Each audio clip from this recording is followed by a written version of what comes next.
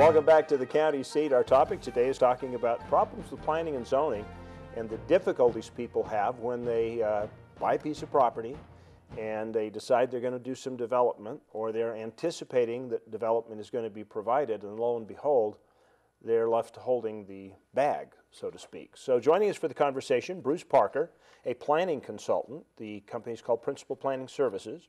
We have Mike Hyde, who's the Planning and Zoning Director for Duchesne County, and Commissioner Ron Winterton from Duchesne County. Thank you for making the trip into the studio today. Thank you. You're welcome. So let us start talking a little bit about the perfect scenario for trouble, okay? When do people have their rude awakening as to what planning and zoning is all about?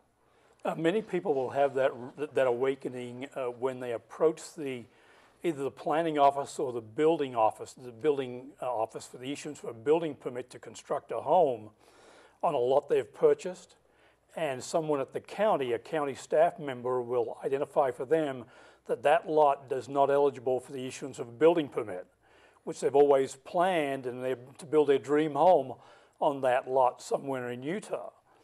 And then that's a real reality check for those people to say, how does this happen? How was I able to purchase a lot that I cannot now build my home on? Is this a frequent problem? To me, this would seem to be fairly infrequent. Does this happen to you a lot, Mike? It happens a lot when people simply record deeds at the county recorder's office to create new parcels. It has kind of bypassed the planning and zoning and subdivision process. And as Bruce said, you come into the building department counter for a permit and oops, it's not a legal lot. And it also is a problem with properties that were created a long time ago, maybe 50 years ago, when the subdivision ordinances weren't as stringent then. And we have a lot of properties that may not have good access, no utilities, no survey, and it becomes difficult in those situations. Is it a little bit bigger problem out in Duchesne County than some other counties, or is this a statewide problem? It's a statewide problem. We see it more. The economy out there is booming and a lot of people coming in, and so we see it probably a little bit more than other counties. The county is in a position to help people, but from the get-go, we are on the offset with the people because we won't let them do something, and it's for their protection that we're helping them, I guess. I'm sure it doesn't feel like that for you at the time. No, it doesn't. And Chad, we probably should identify why this lot would not qualify for a building permit. It doesn't have access to water, for example, for culinary water for the home, or it hasn't been reviewed for adequacy of sewer treatment facilities, or it doesn't have simple access for fire protection. The fire department simply just cannot get there, even if there was a fire. The garbage pickup, the school bus access, all these things, it's an isolated piece of property that people just cannot have the services necessary to support a building. Yeah, but isn't the county supposed to take care of that because they bought the property? Indeed they are, but many times these lots were created without the review of the county.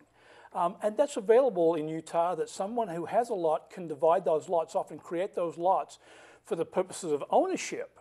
But many of those lots will not qualify for a building permit or some other use unless the counties, including Duchesne County, has gone through some review process to verify those services and access are available. So what are you trying to do to remedy the problem? One of the first things to start with is to have the property surveyed.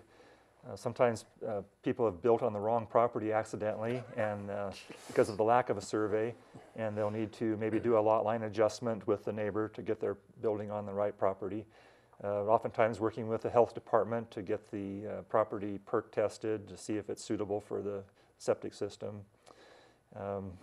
We allow people to put in, instead of a piped water system, if it's going to be a secondary home, they can have a cistern, like a 1,000-gallon water tank in the ground to provide the water. So there's some flexibility there. And then working with the building department to get the appropriate permits for the things that they want to do with the property. So it's not a hopeless cause. Not always. So not a hopeless cause, but one of the messages that I think that Mike is indicating is, before you purchase that lot to build your dream home, check. And do your due diligence to make sure that building lot, with your anticipation of building your dream home qualifies for that building permit. What are some of the key things that you need to check and make sure? I know roads is one of them. Yeah. Yeah, roads is a big issue out there. Just because somebody 50 years ago plotted this out doesn't mean that the roads are actually on the ground. So they should go out there and actually look at the property before they ever buy it. And a survey is a good thing too, because we do have roads that are made that are on within, what, 40, 50 feet of people's property, or on their property, and now how are we to put the road in there? Many counties have a GIS system on online, and people looking at properties can call us.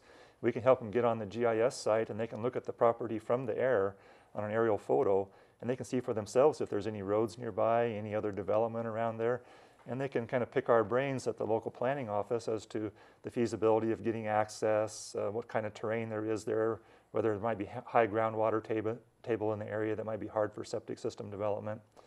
So yeah, call the local planning office by all means, in addition to talking to realtors and title companies to guarantee those types of things are available. Chad, as Mike identified, before you actually buy the lot, come in and talk to someone like the county planner like Mike and say, look, I anticipate buying this lot. I'd like to build a home. Does it qualify? And do due diligence that way, and inform yourself and get the information you need before you actually purchase that lot. So if somebody comes in, typically the planning and zoning people will tell them which questions they're supposed to ask you. Right, we can direct people to the health department to find out if there's ever been a perk test on the property. We can tell them if there's a culinary water system in the area, or if it's going to be solely hauling water. We can tell them whether the roads are privately maintained or publicly maintained roads. So. And the easements becomes, is it typically a problem? People see an easement and say, oh, I can get to the property? Yeah, sometimes they'll see there's like a utility corridor, and that's basically for the utility company to get in there to service their lines, and people will automatically think that that's an access to the property, in which, no, that's between the owner of the property and the utility company, no one else. And so that doesn't give them legal access to the property. So when that happens, then their land is landlocked, and there's no way legally to get to it. Wow. And we don't want to see that happen. We want them to be able to use their land. I think we probably should spend a little bit of time addressing other things that come up, like let's talk about inheritance or changing your mind in the changing market conditions like the story alluded to. So we are going to take a break from the county seat. We will come back in just a minute, and we will talk more about planning and zoning and buyer beware, things you should know before you purchase residential or even commercial or industrial property. We'll be back with the county seat in just a minute. Anything worth doing in this quiet little town? You strike me as the kind of girl that likes a manicure and a massage. I was hoping for something a little more vigorous. Vigorous, I can do. And I thought you'd be riding side saddle. What?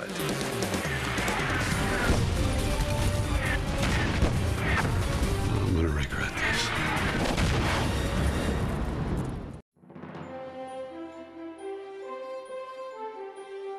Imagine a place where the world's largest concentration of scenic attractions can be found, where radiant cliffs of 2 national parks and 3 state parks tower to kiss the azure sky. Come and visit any one of the many memorable sites and events that Bryce Canyon Country, Garfield County, Utah has to offer. Drive along National Scenic Byway 143 and All-American Road Highway 12 and experience the ultimate adventure.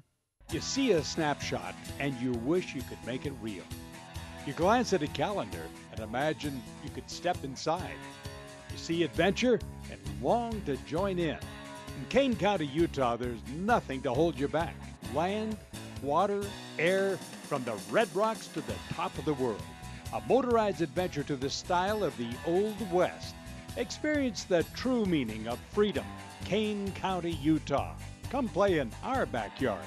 Along Interstate 70 and Highway 89 is an area that is rich with high mountain peaks, vast forests, lakes, streams, historical sites, and a climate that is perfect for outdoor adventures, no matter what the season. Whether you visit Sevier County to catch one of the many celebrations, experience a country-style county fair, or be part of various concerts, sports, or equestrian events, you will be greeted by local residents with a smile and a welcoming hand. In the center of it all, Sevier County.